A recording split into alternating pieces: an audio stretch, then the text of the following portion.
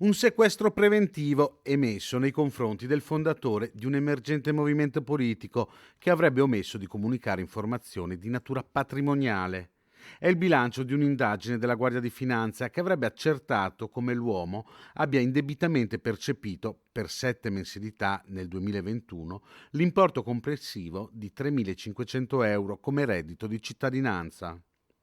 L'uomo era coinvolto nell'operazione Candidopoli con la presentazione di liste elettorali in 23 piccoli comuni sparsi in Italia durante le elezioni amministrative del 2019 e del 2020.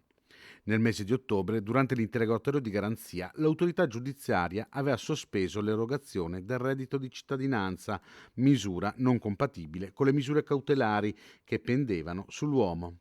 La compagnia della Guardia di Finanza di Este ha quindi avviato degli approfondimenti da cui è emerso che l'uomo aveva richiesto il sussidio statale con un'autodichiarazione omettendo conti correnti a lui intestati.